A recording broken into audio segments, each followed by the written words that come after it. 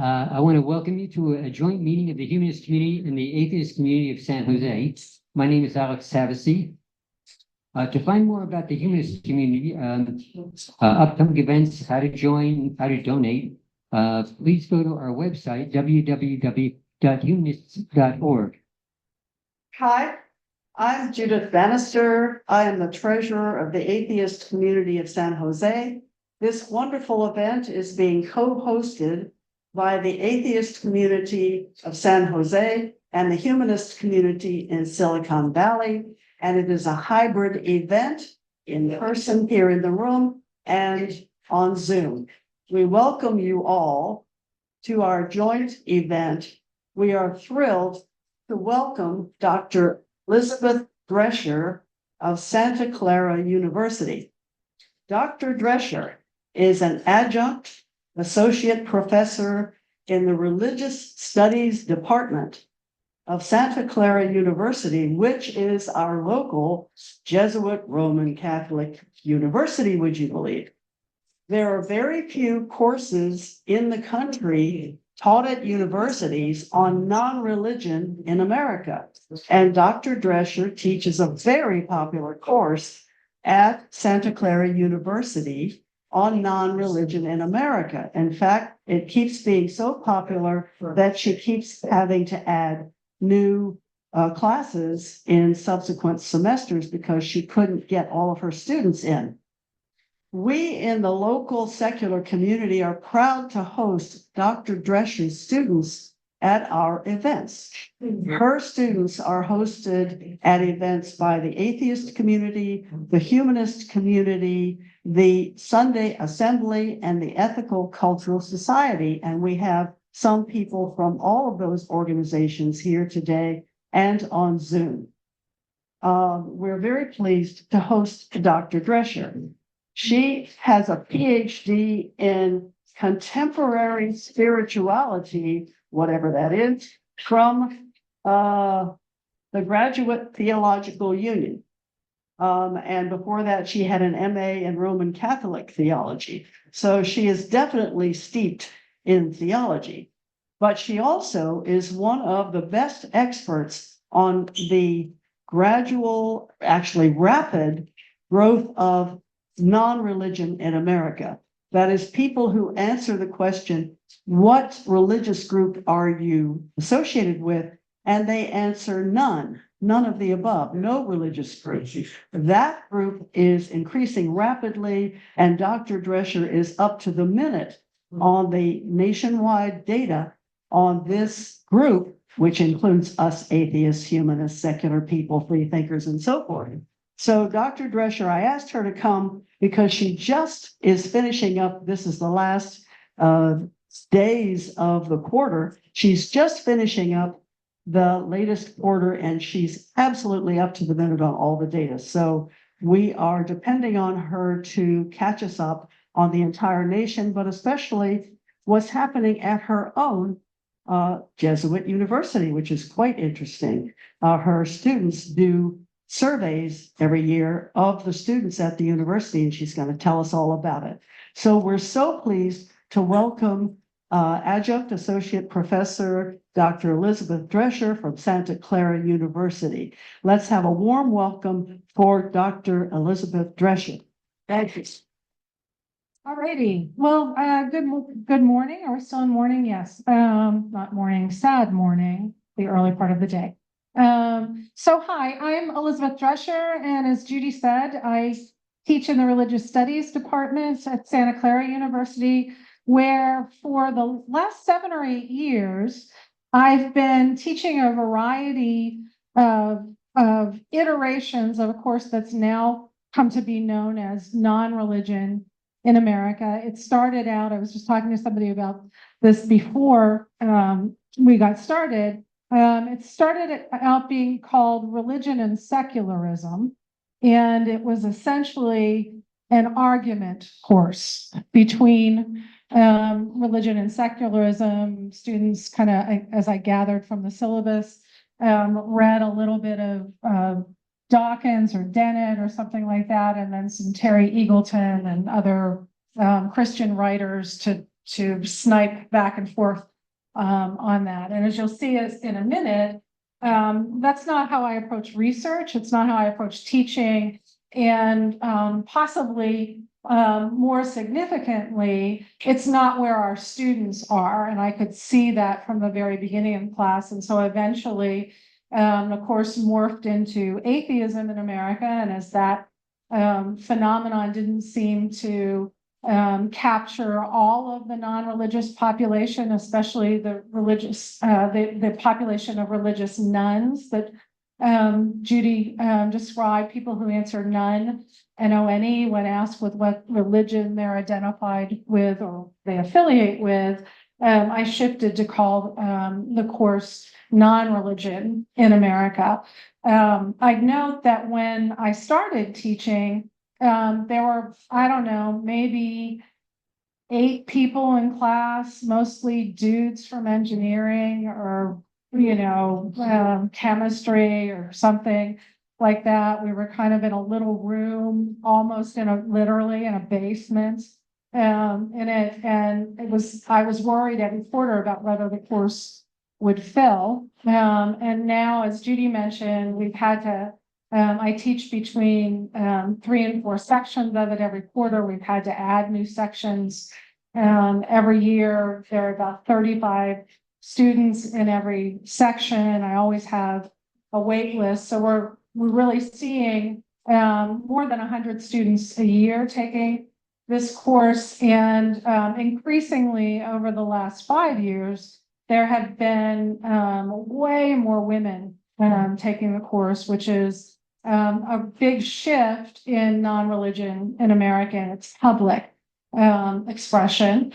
So I'll talk a little bit about how all of this has changed across generations and how the non-religion we're seeing today is different from previous forms of non-religion that we've seen in the United States, or at least it's visible in different ways than we've seen in the past. We've seen this evolution over time that is really marked in generational terms, but also in cultural and historical terms. So I'm going to start out by talking a little bit about that and how I approach it. So I'm a scholar in a subfield of religious studies that's called living religion. And what we study in that field, which developed in the 1980s and 1990s, is not religious saints or founders or theologians, elite thinkers in traditions and their ideas in an idealized sense. Rather, we look at ordinary people and what they do with religion. We look at it as a sociocultural phenomenon. And that comes from a pretty distinct evolutionary bias, which says this: there's a phenomenon in culture and society that we've been able to mark for a very long time across cultures throughout history. If evolution is true, it has to have a function for human beings. What is that function? Right? So we're looking at that phenomenon.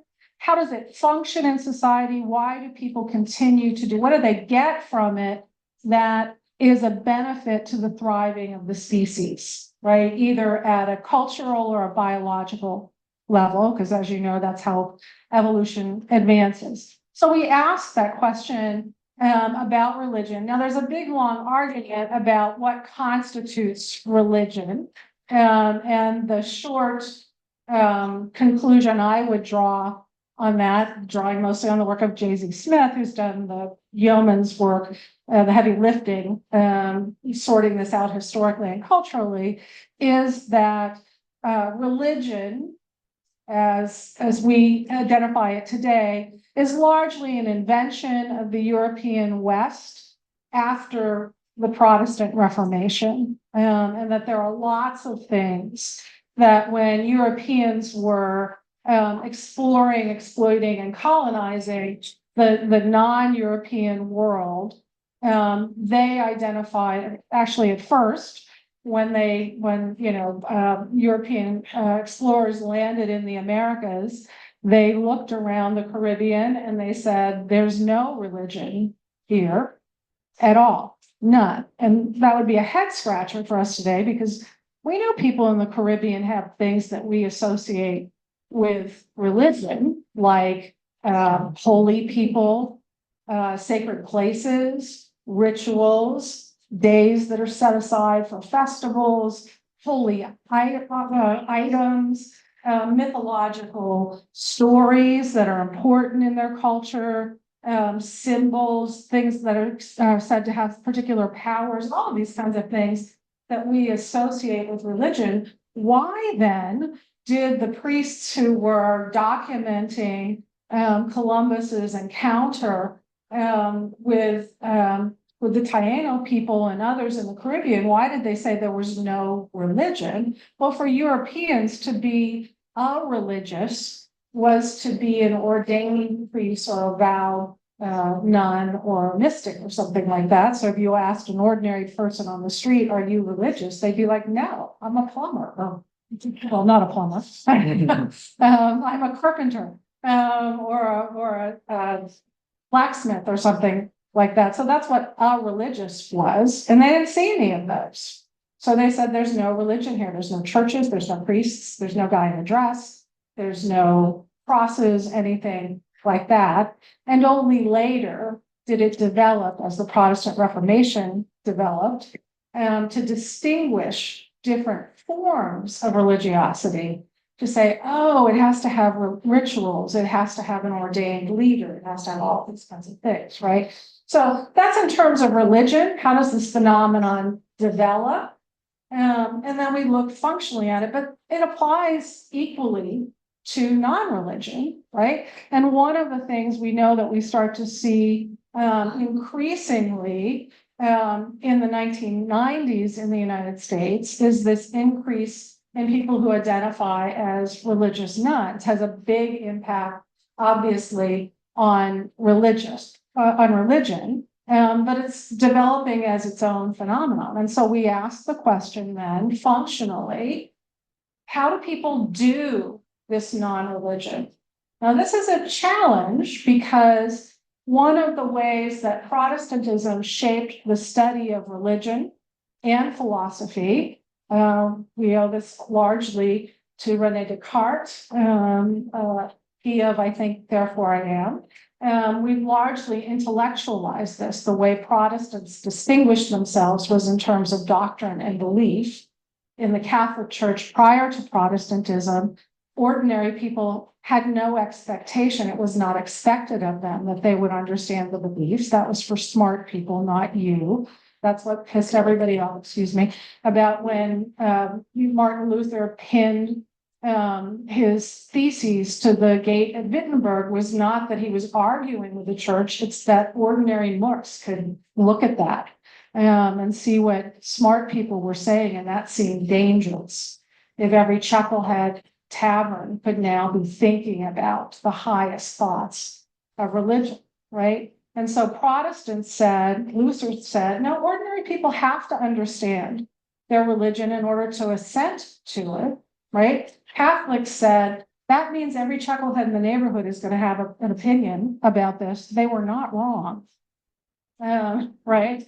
But it also meant we started evaluating religion and non-religion in terms of belief or not, rather than looking at this functional, phenomenological, evolutionary question of why do people do this stuff? What do they do, right? What's this gathering doing right now, right? When people show up here and they show up online, what does it mean in their everyday lives, right? What's the payback for your time, your interest, your attention? You're bringing coffee and Danish and taking notes and setting up equipment. How does that help the species to thrive? So we look at non-religion and religion in the same way through this cultural, for this phenomenological materialist approach, where we're not about what kind of ideas are they debating about. People do that. That's one aspect. But that aspect of understanding religion and by parallel, understanding non-religion, really just started about 500-600 years ago. Prior to that, people would have been looking anthropologically. What do people do? What's it get at?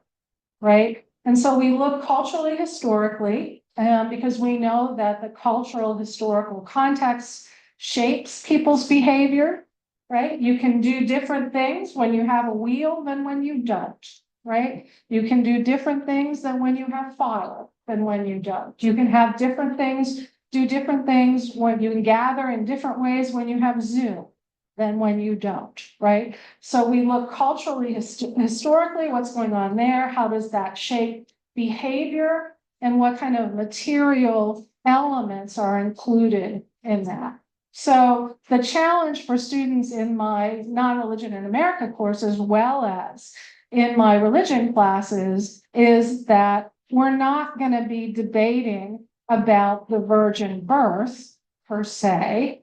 We're saying, what is it that people get in terms of shared identity, common values, markers of insiders and outsiders, and other social benefits from bickering about the virgin birth or not, right? So one way we look at that, I'm going to sneak over here and grab water very quickly. One way we look at that is to say, okay, what's going on in religion and non-religion in different periods of American history, right?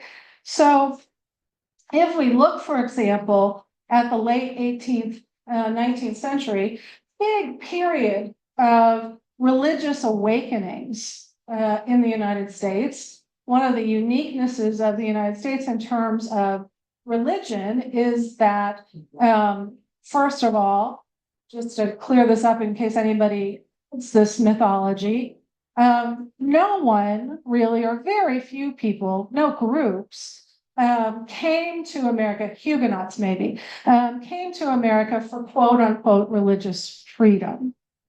The famous Puritans, right?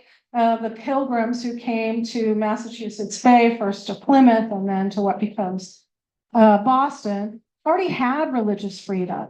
And you're like, what? I thought that the Anglican Church persecuted them. They did. And so they left. Where did they go? Holland. They went to Holland. They were there for more than a decade. And they had the experience. They were largely wool and cloth merchants, which was big business in East Anglia, where they came from at the time. And so they had the experience when they got to Holland that immigrants have to this very day. They didn't get the best jobs. They couldn't live in the nice middle-class merchant neighborhoods they were used to. And they were concerned about the religious liberalness of Leiden and other places where they landed. After a while, they thought it was corrupting their children. And so then they decided to put together this plan to come to to America, not the United States, come to the colonies, which had already started, right? The Spanish have been here for 100 years, since 1492.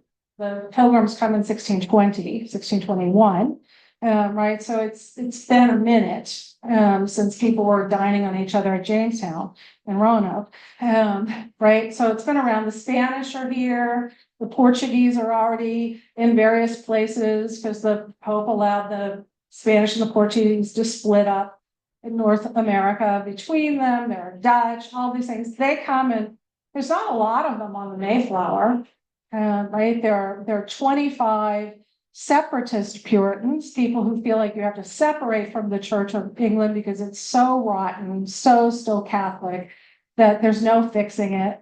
And there are a group of non-separatists, about 20 non-separatists on the boat. The separatists won't speak to the non-separatists, so they hang cloths between them.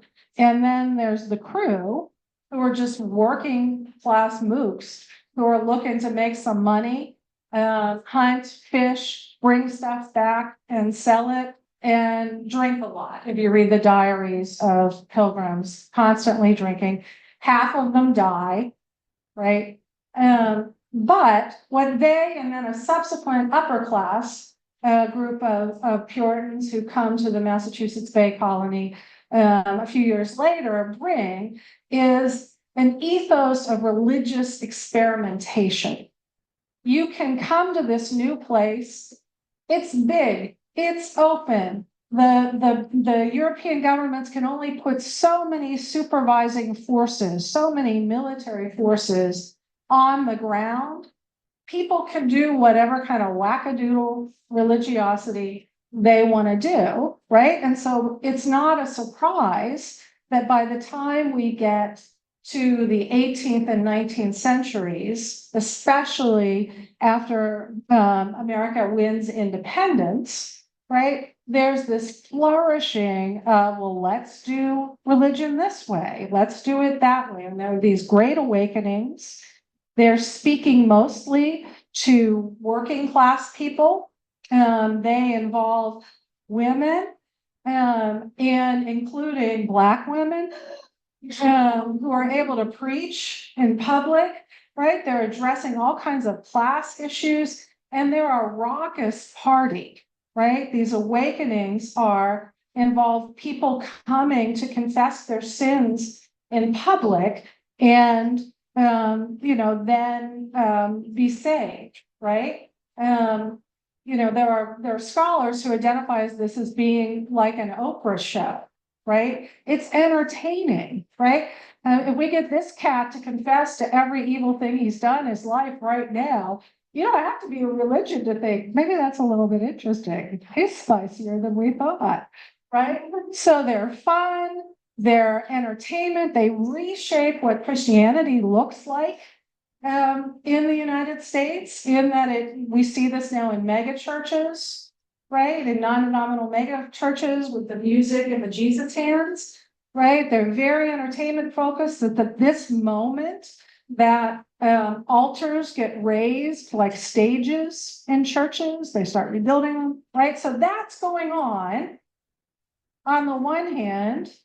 And then we get people like Samuel Porter Putnam, like Elizabeth Cady Stanton, like Robert Ingersoll, doing the same thing with non-religion, touring the country, using the entertainment media of the time. I grew up in a little teeny tiny town, Zelienople, Pennsylvania, population 6,000 if everybody was home, right? Robert Ingersoll came to the Strand Theater in Zelienople, Pittsburgh, Pennsylvania in 18 whatever, and people paid a nickel to go hear him talk about fallacies in the Bible, about inconsistencies. The local paper wrote about it. He didn't directly persuade anybody to be publicly non-religious much, but it was in the conversation. Right? So we're seeing this context having contemporary consequences. And it continues, right, into the 19th century, where we have the social gospel, right, driving progressive Protestantism and more liberal Catholicism to address the needs of factory workers, of immigrants, of children. Right? This is when we start to have women's suffrage actively addressed. It's when we have, we're addressing, labor laws and child labor, things like that. No surprise that it's in the same era, right? That we get Jane Addams and Emma Starr Gates starting the Hull House community in Chicago as a largely non-religious, right? Addams once in a while pops into a Presbyterian church, it's largely asked for money, right? No religion in the Hull House movement because Gates and Adams feel like religion creates distinctions between people who need to gather in solidarity to address their social issues, right? Felix Adler in New York was training to be a Reform rabbi. He's like, yeah, no on this, but gathering together on a regular basis, that's a good thing.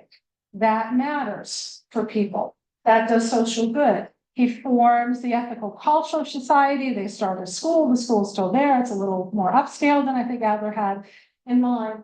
All of these movements are happening again at the same time. So when we look phenomenologically, we can say non-religion is engaging the same kinds of social issues as religion, sometimes in the same way, sometimes a little bit differently, right?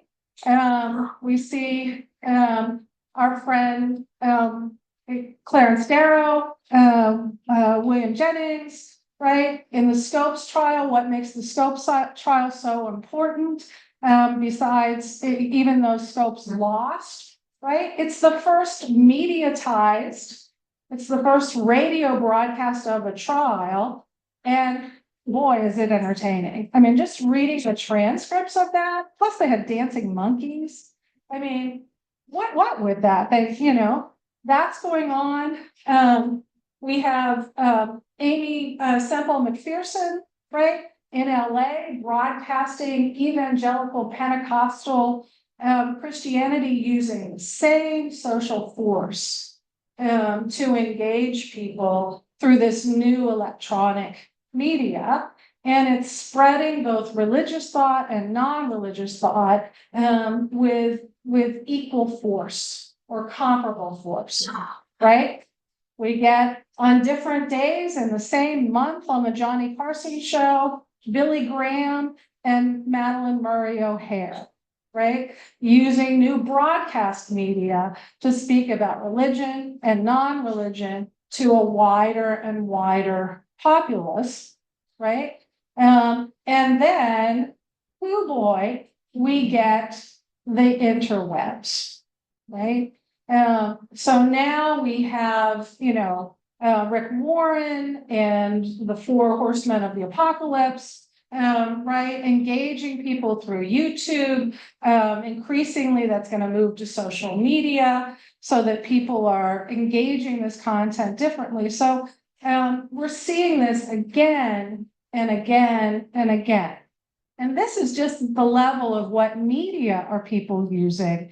But what we're seeing is that at a functional level, religious and non-religious people are doing a lot of the same things for a lot of the same reasons. So the binary construction that we've been working with and our focus on debates on ideas, and I'm not saying ideas aren't important, right? If you think this group of people is objectively evil and should not be allowed to be in adult consenting relationships, that's an idea that has real practical consequences for lots of people, right? So it's not that they're not important, but if we pay attention to the functions, we can see a lot of why it's easier and easier for people to say those functions can be met in a lot of different ways outside of religion.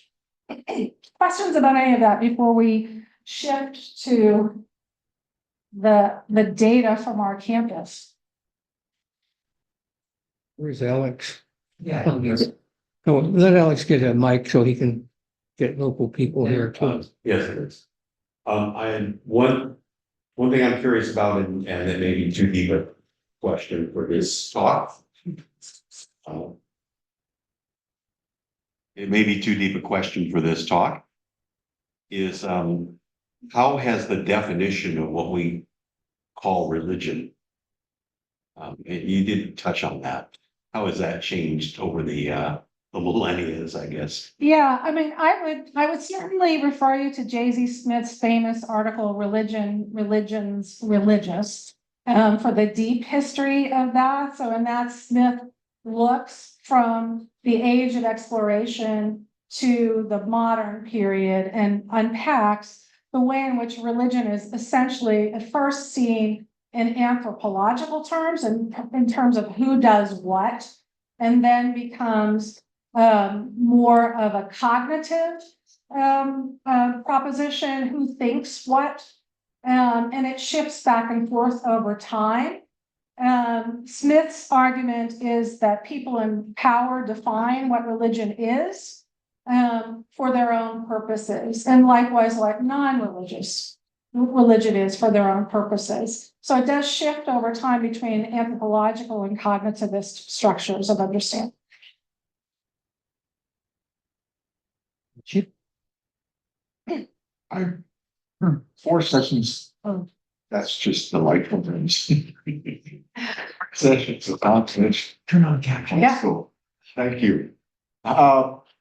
When you get discussions of religion going, especially if you have theists present, people use the word that is defined by each person, the word God. Mhm. How do you deal with every person who uses that word? I mean, I find that when I get groups together and the word God comes out, people can be completely talking past each other about different aspects that disagree between their gods and not realize. How do you approach this? Closer to your mouth, huh?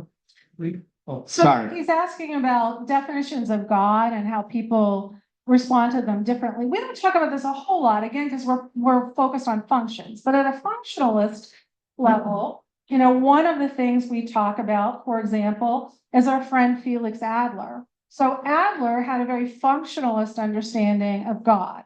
What he said is that there's a value in human societies for people to have a concept of something self-transcending, something that is not necessarily a supernatural being or force, right? But something that's larger than all of us that can norm our behavior. So we don't debate about who has the right concept of God. We talk about what the evidence tells us people do. And then I ask students, where does your concept of God fit into how Adler sees it, right? Adler is the person who originated the kind of quip that if we didn't have a notion of God, we'd need to have one. John Dewey backs him up on this because it's so functional socially, right? Except that it can undermine cohesion, social cohesion, when we get into these kinds of debates. So briefly, that's kind of how I take that off. Yeah. Okay, alrighty, let's move forward. I'm eating up way more time than I said, right? Okay, so, Could you turn the videos off? I mean, we can't see anybody here. I don't know what you're talking about. Yes. Oh, this is Jerry. Yeah, so you were in the middle of the thing. All right, never mind. Go ahead. okay. So we've seen this increase in non-religion over time, right? And pointedly, it's a generational increase, right? So when we look from generation to generation now, we see that my students in the 18 to 29-year-old group are most likely to be non-religious, right? 38%. There's some surveys that go into the 40s. The trend line pitches that by 2050, that'll be at about 60% among young adults, but the other groups will track along with them to a certain extent. The mitigator in that is immigration, but there are patterns showing that second generation immigrants tend to shed religion as well. So we need fresher data on that, but the trend is heading that way. Right? When we look at even younger kids, so if these are Gen Z students, my students now in this 38% bracket, right? When we look at Gen Alpha, we start to see an even greater, it's not up to 38, but the trend line, this is young kids, 13 to 18-year-old, a third of which identify as non-religious. Now, this is important because the strongest indicator of religiosity or non-religiosity is parental affiliation or non-affiliation. So when you're starting to see younger kids identifying as non-religious, especially if their parents are religious, that's a marker of a pretty durable, not social trend, but social shift, right? And we know that non-religion is stickier than religion. That is, you are more likely to become non-religious if you were raised in a religious family than to become religious if you were raised in a non-religious family. So non-religion is stickier. So that trend line, again, is marking a pretty significant cultural shift, right? And it's, Judy mentioned, I teach at a Jesuit Roman Catholic university. In our data, every year I have students do surveys on campus. We model them roughly on the latest Pew landscape surveys.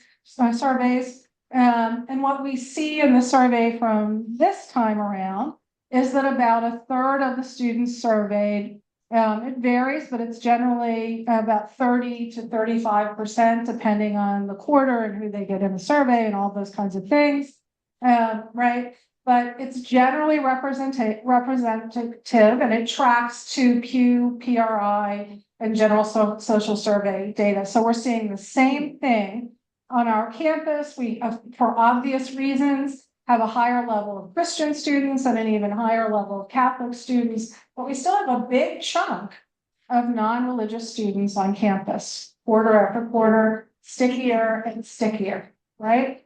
Why are they non-religious? In the latest survey, had to do with the validity of religious teachings. You'll note that while not believing in God or a higher power, in the existence of God and a higher power, the first bar, it's robust, right?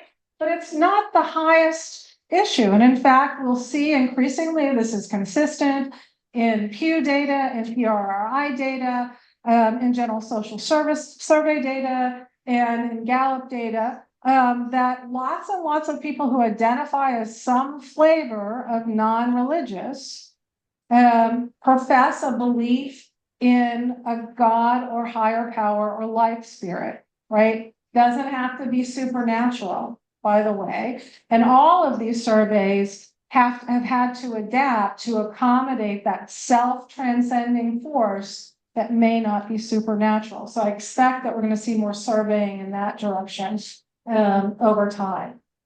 Somebody putting notes on that. Sorry. Thought that was a question.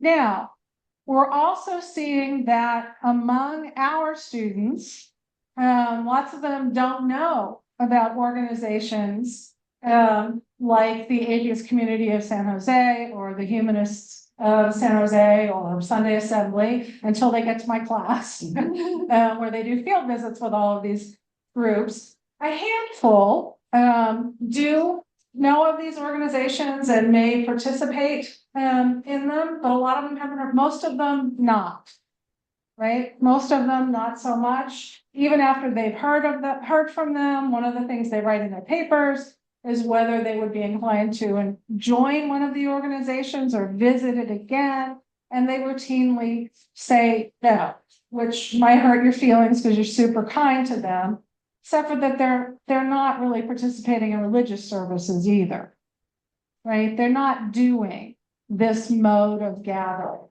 It's not how the kids do it anymore, right? So while we're seeing, and this is when you look at religious students, right, a third of them, actually 70% of them are saying they only attend religious services on holidays or never, right? So religion's not getting a big bump either. So it's really about the social form of gathering, not so much the content. Because I know just anecdotally that when my students come back from their field visits, they are amped up. They love talking with you all. They love your questions. They love that you answer their questions. They love hearing about your experiences. They wouldn't do it outside of class. Same thing happens, however, when I'm teaching my Exploring Living Religion class and they have to go to religious communities. They say, yeah, but we'd never do that. It was fun. You know, we love us some Buddhists, probably not going to become a Buddhist. Probably not going to even go to the Catholic church I was raised in, right? So it's about that form of gathering as not functioning phenomenologically for them. When we look at religious and non-religious students, they don't tend to have very different viewpoints about the role of religion in American society. Mostly, they think it does equal harm and good, right? The religious and the non-religious see harm at equal levels. The religious students see religion as doing a little bit more good, but it's not dramatically different. And so in terms of how both groups understand non-religion and religion functioning in society, it's about the same. Right now, we could be concerned about, are there actual harms that religion's doing that need to be mitigated? And is there a way to make that clearer to young adults? Right? You know, that's a challenge for organizations like yours, right? How to tell that story without alienating people, right? They all see science as a really good thing, right? Even the religious see it at high levels, doing more good than harm, and the non-religious see it as dramatically more significant. So in terms of where they are in their lives, the questions they're asking, not really dramatically different across groups. I am so wanting to know who the 4% of non-religious students are who think science does more harm than good. But it's an anonymous survey, so I don't know. When this data came up in our class, all the students asked about, like, who was that? They all looked at each other to see, right? The classic question about how do you have morals if you don't have a religious backdrop. In my classes, we talk about this in terms of evolutionary value, right? And social norming, social cohesion, social values developing out of the evolutionary impulse toward collaboration and cooperation, which sustains the species at least as much, if not more, than competition, right? And so they know this. And again, this survey isn't just from students in my classes, however, it's from students all over campus. But there are very few people who see, and I'm sorry, I think the label for religious, I don't know why it didn't show up, but that's on the right-hand side of the slide. Very few people who really think that belief in God or being religious is a prerequisite to being a moral person. That seems to be like a silly question to most of my students, which is different, by the way, than it would have been even 5 years ago, and certainly 10 years ago, where that was a much more vexed question.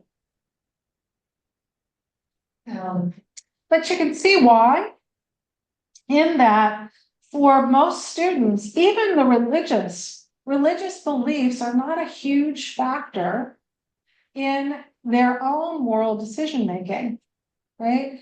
The strongest, and look at logic and reason for both religious and non-religious students, right? So logic and reason and, having a good feeling of helping others, not being a jerk, those work for everyone across the board far more than religious beliefs do. Non-religious spirituality, this is another head scratcher for people. I wrote a book several years ago called Choosing Our Religion, The Spiritual Lives of America's Nuns, that was about how people who identified as religiously unaffiliated shaped what they saw as their spiritual life.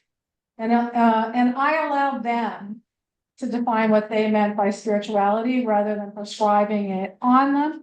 But for many non-religious people who don't believe in the existence of God or God, spirituality isn't necessarily invoking a supernatural being or force, right? It's about the human spirit. It's about a life spirit, right? And so again, when we look at religious and non-religious people, it's kind of like your question about God.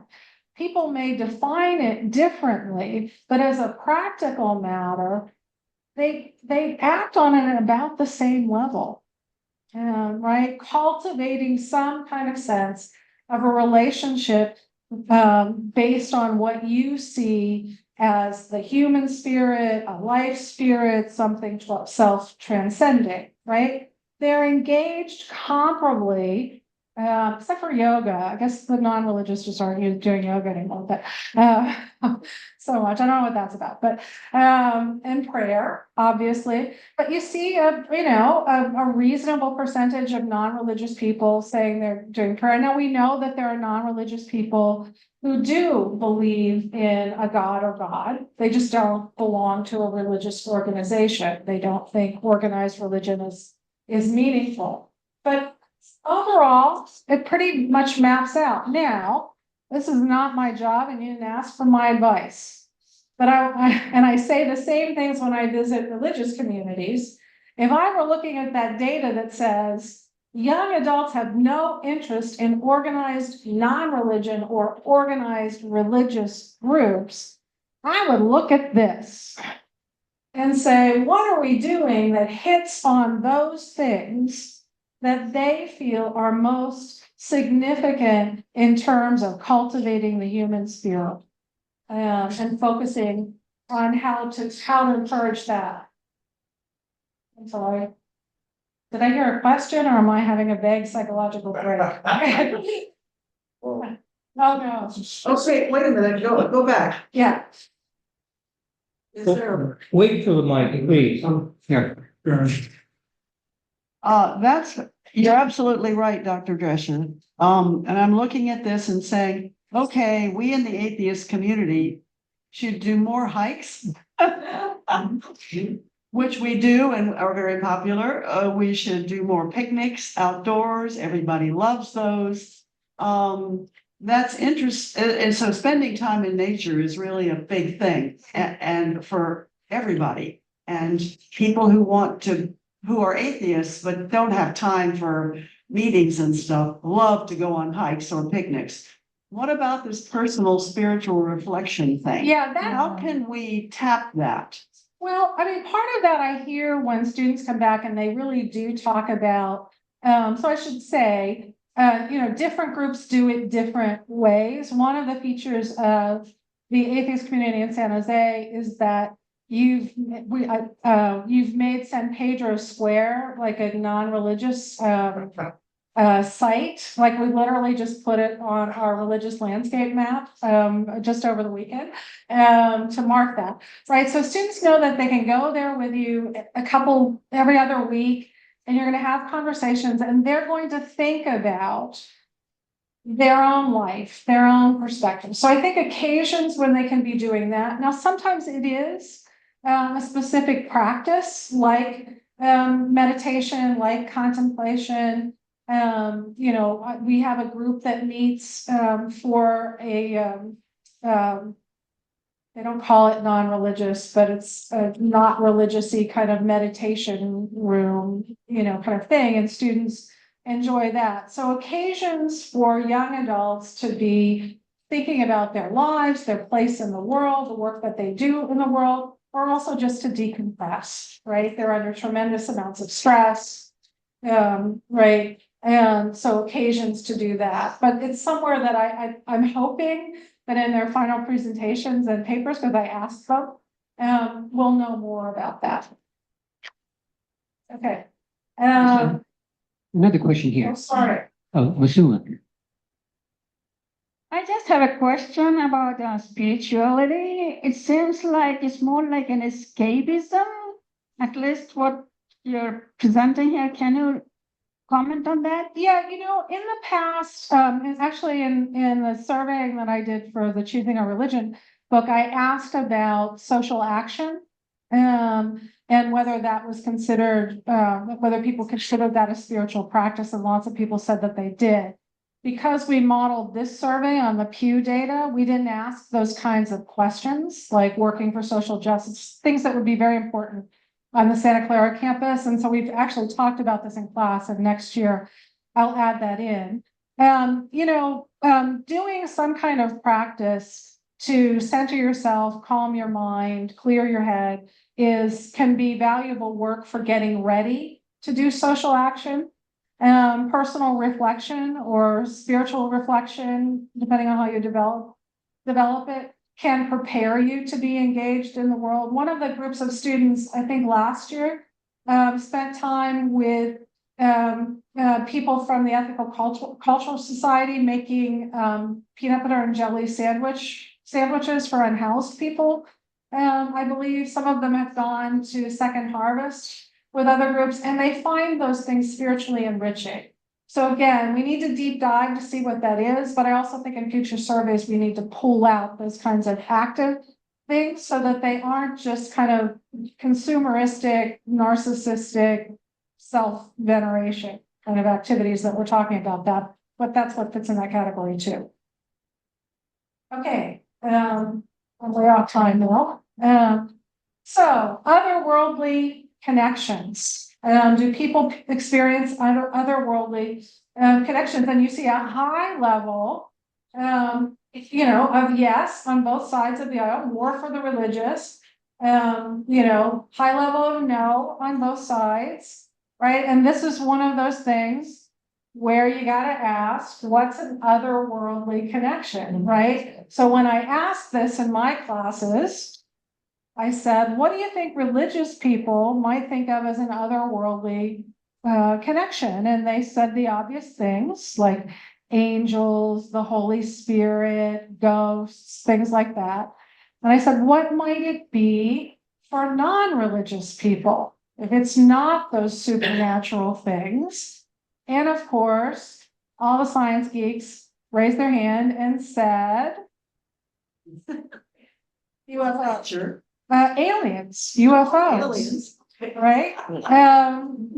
So again, 40% of students who identify as non-religion say they've had this kind of connection. Now, that doesn't mean that they've had alien encounters. They might have a sense of something cosmic happening. Other research has shown, both groups show high levels of experiencing moments of awe and wonder and engagement with nature. Or I had a student write an incredibly beautiful paper on finding awe and wonder through doing science and the way in which cells, create this otherworldly connection almost when you study them at that level. So it can mean all kinds of different things. The key thing, though, is they're not real divergent across both groups. Mm-hmm.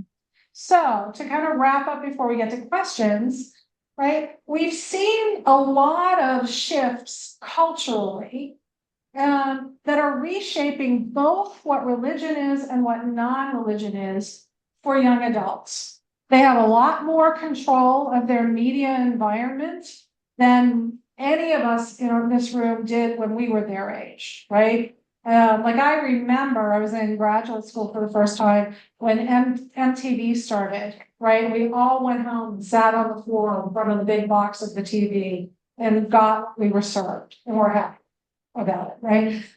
They're involved in much greater depth in creating their own worlds in terms of media and sharing it with each other. So that's going to change how they approach religion and non-religion, right? One of the really important things that I've seen over the last 5 years is when I was writing 10 years ago, researching and writing, Choosing Our Religion, everyone in that book, the 103 people that I interviewed for that book across the country, had been some kind of religion, left it, and came to identify as some kind of non-religious, right? So they were leaving religion to become non-religious. And I think for many people in this room, that will be their story. For young adults today, because of that data that we saw at the very beginning about how many very young people identify as non-religious, how many people are part of second or third generation non-religious families, knowing that non-religion is stickier, they're just staying non-religious. So a lot of the research in the field that's focused on quote unquote deconversion, how people leave religion and what they carry along with them is changing dramatically. And so that means that concepts like God, concepts like spirituality, if they are functional, are functioning in very different ways and taking on different meanings, not just for the non-religious, but for religious and non-religious human beings overall. Largely, we're seeing a focus moving away from belief. This goes back to the question I referenced J.Z. Smith for. We're seeing a movement from a focus on arguing about beliefs to what does it feel like to do this? How does it cultivate the human spirit in meaningful ways? How does it contribute to the vibrance of the planet and all of those kinds of things? Young people are much more interested in what is this experience like, as opposed to what does Sam Smith have to say about religion and why it's wrong, right? And even Sam Smith has moved on that, right? To be paying attention to what religion models in productive ways for non-religion. Right? So we've seen that shift. On our campus, I mentioned when I first started teaching this class 7 or 8 years ago, it was like 7 or 8 guys from the engineering department, generally speaking. They were probably all white and came from Catholic backgrounds, and they liked to belong together, right? Our campus has become incredibly diverse, ethnically and culturally, in terms of gender, in terms of what kind of geographic backgrounds people come from, and in terms of religious background. And students have learned to develop their own sense of a cosmopolitan ethos, where they're engaging with people as being of equal worth no matter where they're from, rather than looking for the people who are just like them. And so what they love when they visit non-religious communities is that they see the early seeds, right, of that kind of cosmopolitanism that they're embracing and embodying now. So I think these shifts, again, are gonna, this is why I use the slash and non-religion, right? These shifts are infusing both religion and non-religion in the United States today. So I'm over my time, but we got questions.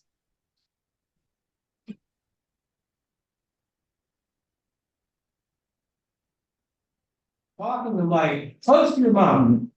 Okay, Also, I, Questions. okay, Odette has had his hand up for a long time. Yeah, I have a simple question. Christmas is a religious holiday. People go to the stores to buy stuff for Christmas. Does religious people and non-religious spend the same amount of money for Christmas shopping? And this good indication what they understand Christmas is all about.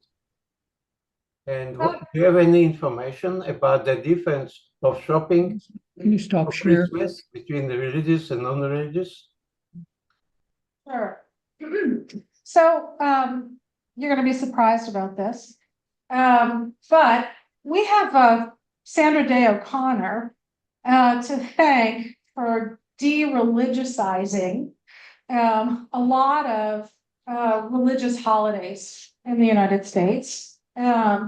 right, in a Supreme Court case arguing about the rights of a non-religious person, right? She argued to not be subject to prayer at a local council meeting, right? She argues that these kinds of expressions fall into the category of ceremonial deism, right? That people don't actually have a whole lot of beliefs associated with them. It's just a practice that unites people. And they're kind of evacuated of religious meaning. She didn't know that she, in the 1980s, was opening the door a little bit more for an increase in non-religion. But Christmas falls into the same kind of category in that the thing that non-religious people have in common with religious people is not necessarily a belief in Jesus as the Son of God, his birth to a virgin mother, et cetera, et cetera, et cetera. What they have in common is that they like their families and they like getting gifts, right? And so when we look at this from a functionalist perspective, they like having a day off, right? They like having a feast. All of those things have been done in every culture that we know of since forever, since before forever, right? We all the time are finding evidence of gift exchanges and feasts among Neanderthals and, Homo sapiens, right? We know this is a thing, right? So, of course, there's some people that would like, Christmas to be called Festivus, to have Darwin Day as a comparable holiday, and you could do those kinds of things, right? But the fact that non-religious people are celebrating Christmas with their families, sometimes even going to church with them, right? The people that you saw that only go on holidays, why? Nobody wants to make their grandmother cry, right? That's what's happening. It's not an indicator of religiosity. It's an indicator of the way in which ceremonial deism functions as a social bond. I Thank you. should have mentioned earlier, when I hand you the microphone, just state your name. My name is Mitch. I'm a CSJ. We have a lot of those. Throughout the talk, you alluded to the functional purpose of religion. At the very beginning, you even used the word evolution. So I was just very curious if you have any insight as to when the rudiments of religion originated.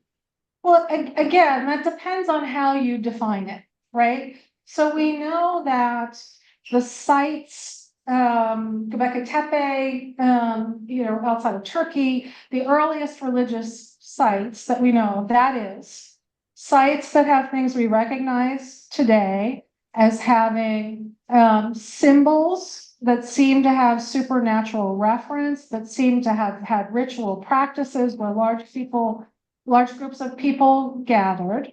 So those kinds of sites have been found in every part of the world and in every culture, and they go back to prehistory. There's a big debate among anthropologists about whether those sites were primarily or initially commercial sites, right, that developed some religiosity around them.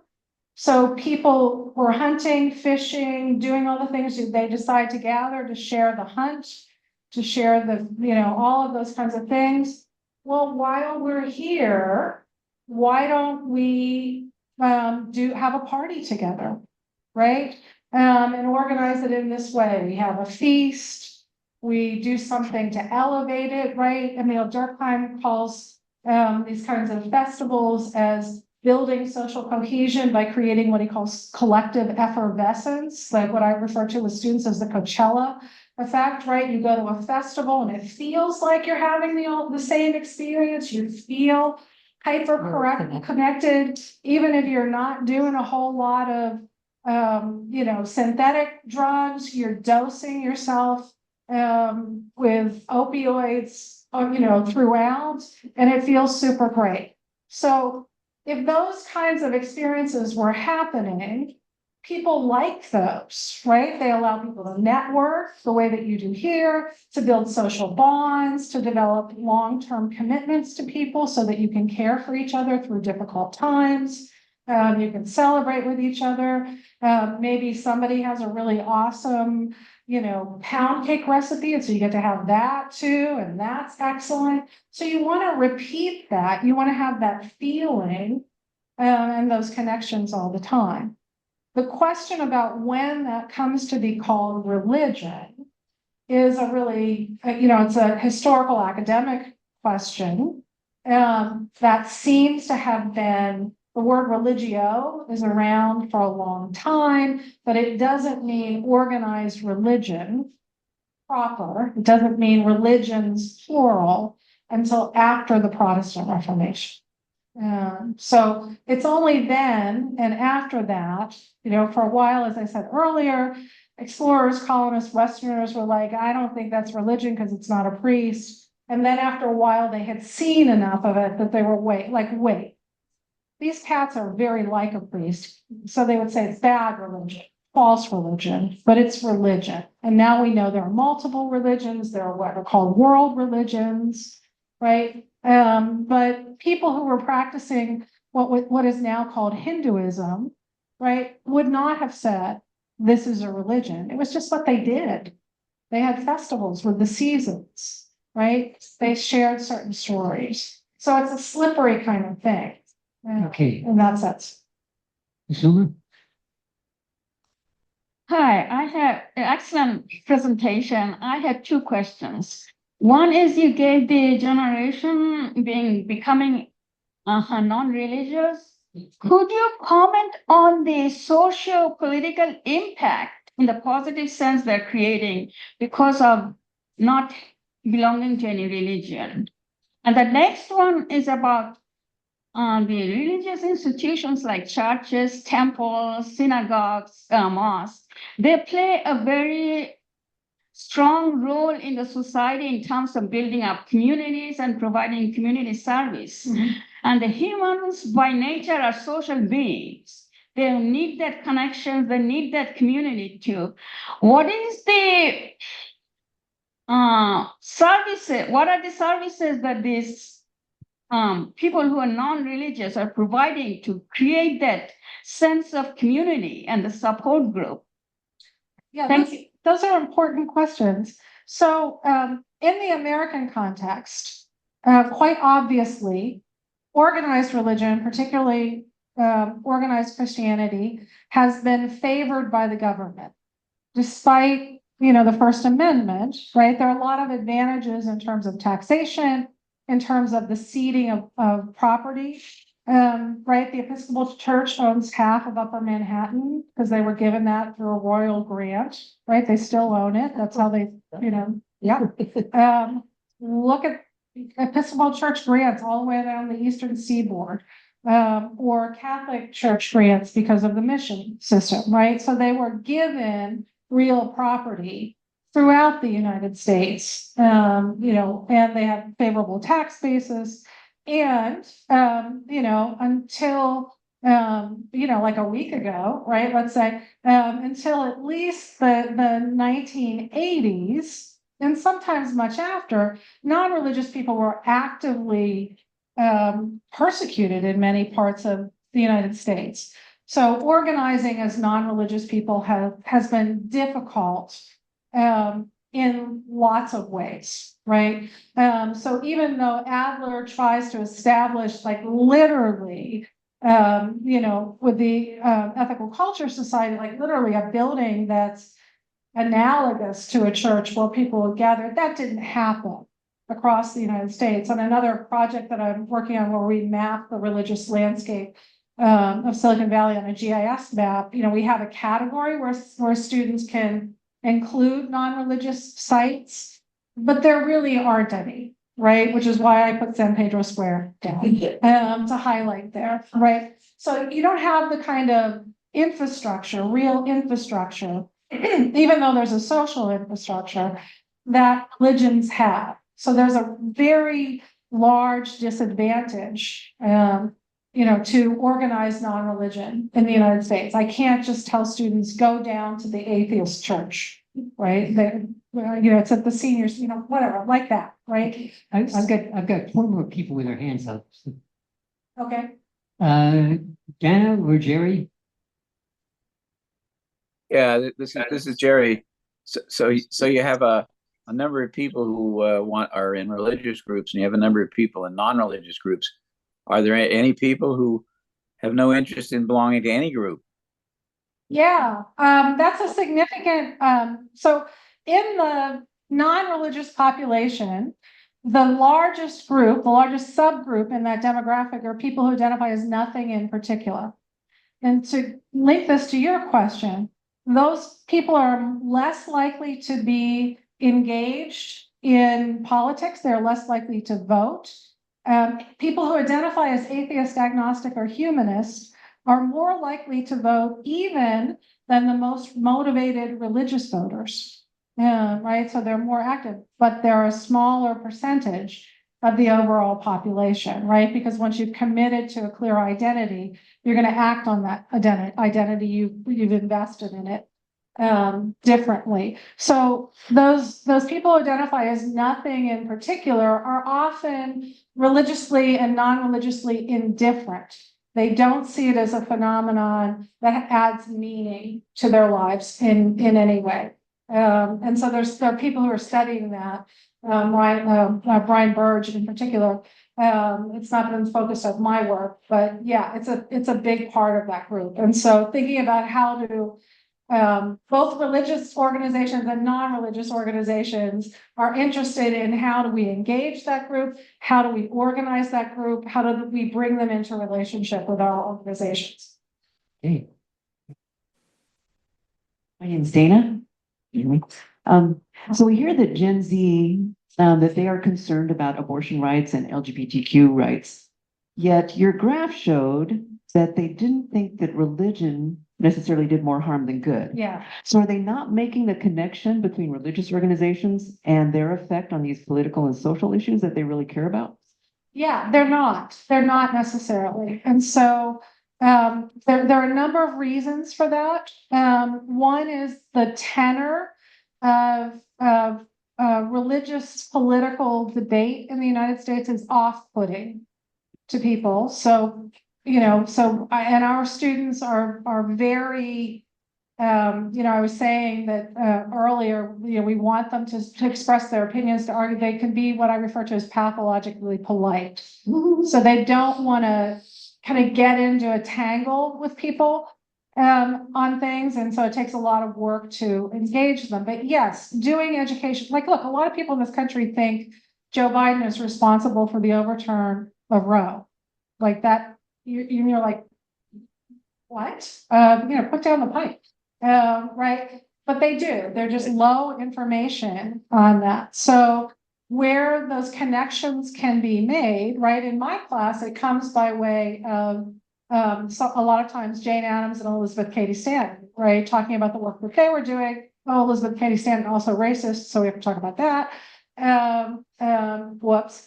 But talking about there's a history. I have two students doing presentations this quarter on social issues addressed by non-religious people in the past and then the present, right? So they're making those connections, but in addition to not having the physical infrastructure that religions have, one course at Santa Clara University, right? They don't hear about this at all. They get no education on it at all, on the ways in which various people, Noziel Hurston's anthropological work on the last generation of enslaved people in America as they were going into the Jim Crow South. They just don't learn about that. So amping up education on the role of non-religion in addressing these kinds of social issues. Right. And the Freedom from Religion Foundation, right, that comes right out of that trajectory. So those are important things to be sharing. Richard Treitel from Sunday Assembly. I noticed you had a very tall bar in one of your charts saying questions about the validity of religious teachings. Yes. Excuse me. I wondered if your data were detailed enough to distinguish between churches that are completely rigid about their teachings versus those who believe, as my religious wife said, that reasonable people may differ. Yeah, for this data, because it's a campus survey, we don't have that kind of drill down. Normally, the way you would do that is ethnographically, right? You'd look at the survey and then you'd invite people for interviews to find out what religious teachings you find objectionable and why, and then you'd find out, or do they come from strong religious background or weak religious background? So we don't have that level, but it'd be certainly interesting to find out. Okay, Dick. Yes, I, getting my thoughts together. It seems to me that all the conversation we have about religion usually refers to God. And from my point of view, it seems to me in the history of the world, most religions have been polytheistic and not monotheistic. Am I correct? Yeah, you are. You are most of it animistic. For sure. Yeah, so the concept of the monotheistic concept of God, again, a Western Christian invention that gets layered on to everything else. So you'll see, there's some research, not my area of research, but some research, for example, on what happens to Hindu communities when they come to the United States.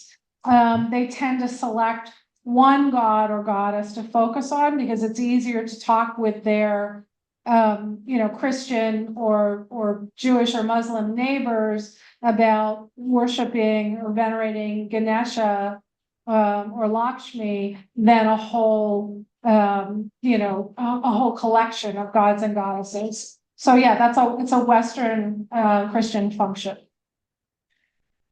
Okay, I want to thank you. It's been a wonderful talk.